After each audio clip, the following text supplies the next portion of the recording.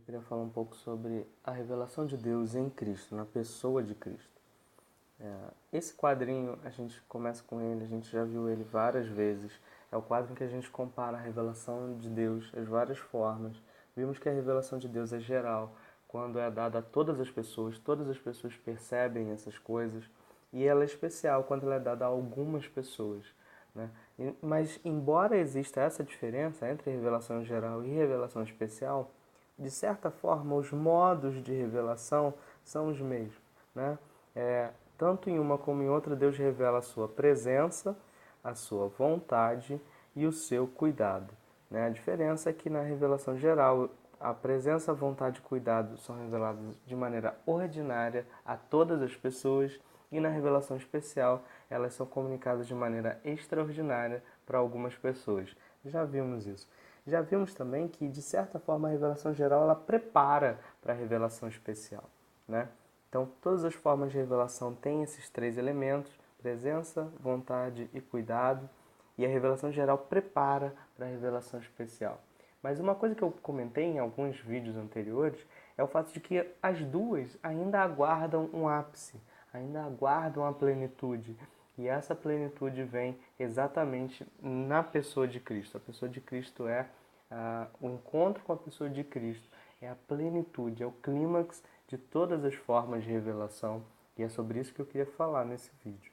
Então, primeiro, e aí o Bavinck, que é o livro de teologia que a gente tem usado aqui nesse curso, um dos livros, vai comentar isso, né? Falando sobre a revelação de Deus no Antigo Testamento, ele já diz que Cristo é o seu conteúdo e o seu ponto focal. Cristo é o foco de toda a revelação de Deus no Antigo Testamento, né? E aí, quando a plena revelação de Deus foi dada em Cristo, aí a teofania, a profecia e o milagre alcançaram seu ápice nele, né? Então, presença, vontade e cuidado divino alcançaram seu ápice na pessoa de Cristo, certo? Então, ele está falando exatamente isso. E vamos ver então cada um deles separadamente. Primeiro, a revelação de Deus plena da presença de Deus na pessoa de Cristo. A presença de Deus já é revelada na revelação geral.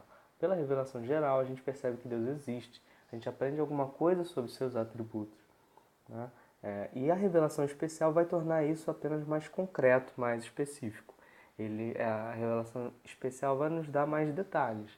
Quer dizer, pela revelação geral, a pessoa vê o sol nascendo, ela percebe que existe um poder por trás desse ato maravilhoso, né? Ela nunca vai chegar no Deus verdadeiro, nós vimos por quê. Mas ela vai perceber que existe algum poder por trás daquilo. Ela vai chamar isso de um nome de algum Deus imaginário, ou ela vai chamar isso de leis da natureza, mas ela percebe que existe um poder por trás daquele ato. E a revelação especial é que vai nos conduzir ao Deus verdadeiro. Ela vai nos dar detalhes de como é esse Deus. Ela vai nos dizer, por exemplo, que Deus é Trindade, que é uma coisa que a gente não pode aprender pela revelação geral. Mas a geral prepara para a especial. Só que as duas ainda aguardam um clímax. Qual é o clímax? Qual é o ápice? Qual é a plenitude da revelação da presença de Deus? Foi o dia em que Deus se revestiu de carne e osso. A presença de Deus manifesta de modo completo na pessoa de Cristo, certo? Em Jesus, Deus se revestiu de carne e osso. Então, em Cristo, Deus não deixa dúvidas de que Ele está presente, de que Ele está interessado na história da humanidade. Isso é comentado lá em Mateus 1, 22, como a gente pode ler aí, né? Que o nascimento de Jesus já aconteceu para que se cumprisse a profecia de que a Virgem ficaria grávida, daria à luz um filho e lhe chamariam Emanuel, que quer dizer Deus conosco, né? O próprio Deus habitando, estando conosco. Veja, diferente de uma teofania. Numa teofania, a gente viu uma coisa criada, manifesta que Deus está presente. Mas não, aqui é o próprio Cristo, é o próprio Deus se fazendo presente, se fazendo de carne e osso, literalmente, e habitando entre nós, falando conosco, né? João vai falar isso, que ele habitou entre nós.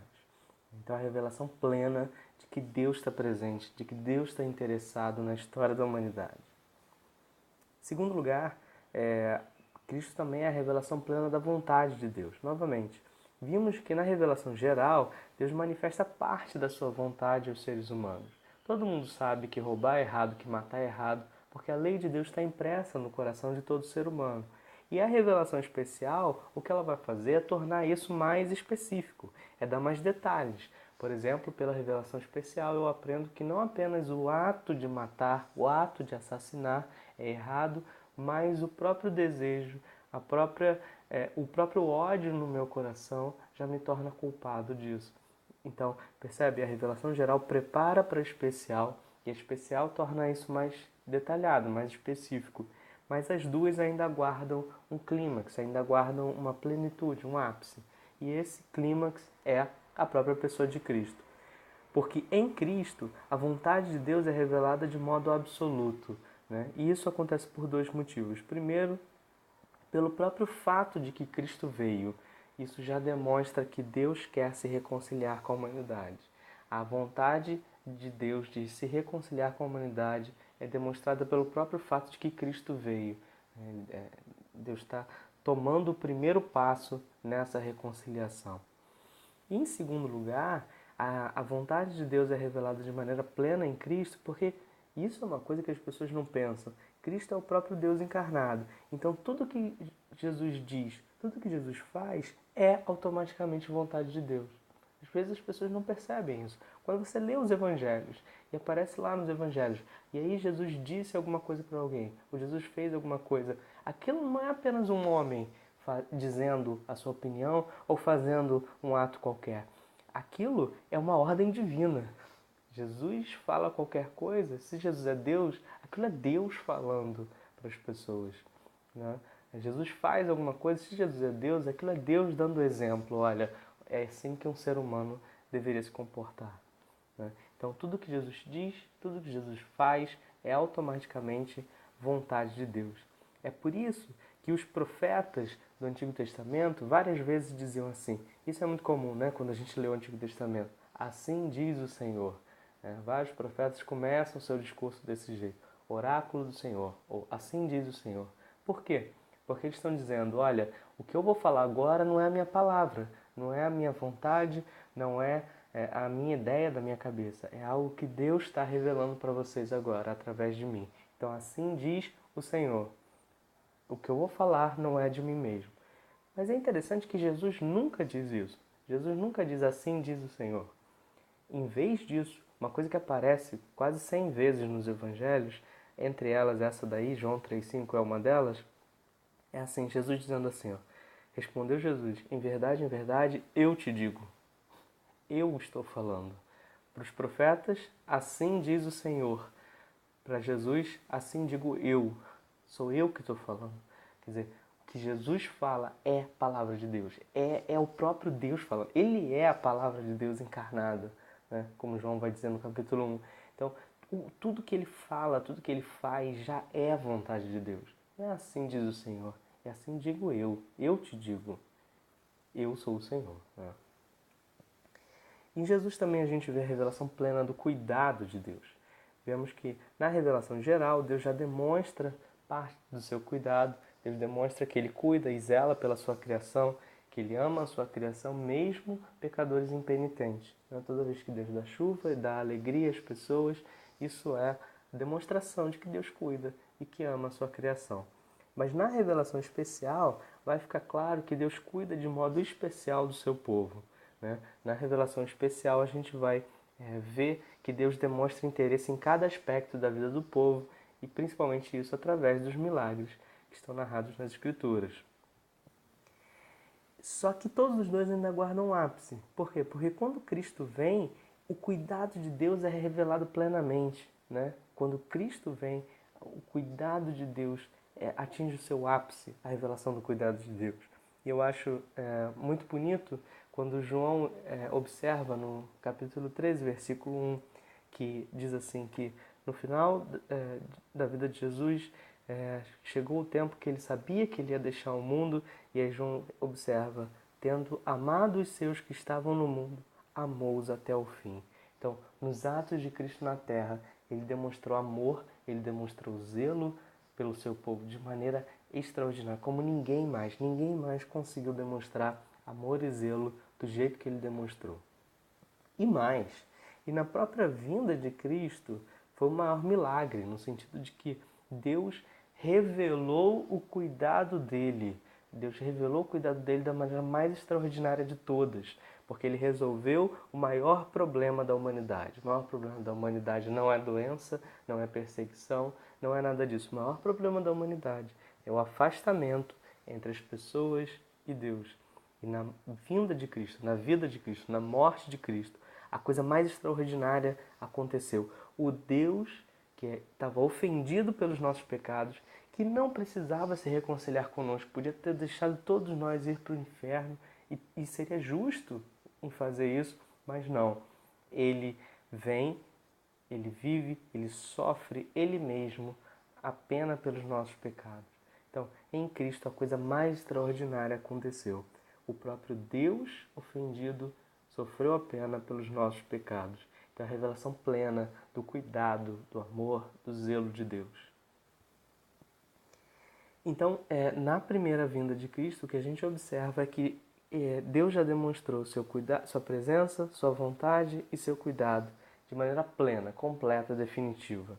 Né? Então, e hoje nós temos as Escrituras, que é o registro de vários momentos em que Deus se revelou assim, dessa maneira especial. Mas mesmo hoje, uma coisa ainda nos falta. Quer dizer, para aquelas pessoas, para os apóstolos que estavam com Cristo, eles viram essa revelação plena da presença, da vontade e do cuidado de Deus. Hoje eu acredito nisso, porque eu tenho as Escrituras. Mas uma coisa falta para mim. E isso é revelado muitas vezes nas Escrituras. Né? Por exemplo, Paulo fala em Romanos capítulo 13, em 1 Coríntios capítulo 13, ele vai dizer que agora o nosso conhecimento é parcial. Agora, mesmo a nossa profecia é parcial, porque o que a gente vê é como um espelho obscuro. Mas então, quando chegar aquele dia, então, quando chegar aquele dia em que a gente for para o céu, aí a gente vai conhecer plenamente. Aí o nosso conhecimento vai deixar de ser parcial, vai ser um conhecimento pleno, um conhecimento completo. Aí eu vou conhecer a Deus do jeito que eu sou conhecido. Então, mesmo Jesus já veio e ele foi a revelação plena de Deus para aquelas pessoas que o viram, mas eu ainda não conheci ele desse jeito. E uma coisa ainda me falta, o dia em que eu vou conhecer do jeito que eu sou conhecido. Pedro também vai fazer a mesma observação. 2 Pedro 1,19 é um texto que a gente já viu várias vezes nesse estudo de revelação, vai ver ainda mais outras vezes. E ele vai observar que a Bíblia, a palavra dos profetas, é uma candeia que brilha em um lugar escuro. Ou seja, a gente precisa da revelação de Deus e a Bíblia é essa luz brilhando num lugar escuro, onde a revelação de Deus é escassa, existe pouca revelação de Deus nesse mundo e a Bíblia é essa luz que brilha nesse lugar escuro. Mas ela é necessária e a gente precisa se apegar a ela, mas até um dia. Que dia? Até que o dia clareie. A estrela da alva nasce em seus corações. Pedro aqui está falando novamente do céu. Quando a gente chegar no céu, o dia vai ser claro. Não vai haver mais necessidade de eu me apegar a uma gota da revelação de Deus. A essa candeia que brilha no lugar escuro. Porque no céu o dia vai ser claro. E a gente vai ter a revelação plena, a revelação completa de Deus no céu. Tá? João também vai fazer a mesma observação em Apocalipse 22. Ele vai dizer que no céu já não haverá mais maldição, o trono de Deus e do Cordeiro estará no céu, na cidade, e seus servos o servirão, e eles verão a sua face. Já vimos em que sentido ele está falando aqui, né? Mas o que ele está dizendo é que no céu a gente vai perceber completamente, plenamente, quem Deus é e como Deus é. Não haverá mais noite, eles não precisarão mais da luz da candeia, eles não precisarão nem da luz do sol, porque o próprio Senhor Deus os iluminará. Quer dizer, no céu então a gente vai ter a revelação final de Deus, porque a gente vai conhecer como a gente é conhecido. Então, a pessoa de Cristo é a revelação plena de Deus, mas e embora eu acredite nele, embora eu ame, embora eu saiba que ele está presente, no entanto, eu ainda espero esse dia que eu vou chegar no céu, eu vou encontrar com ele. E aí eu não vou precisar mais de gotas de revelação de Deus, porque a luz de Deus vai brilhar no céu. E eu vou percebê-lo e aprender dele e conhecê-lo como eu sou conhecido.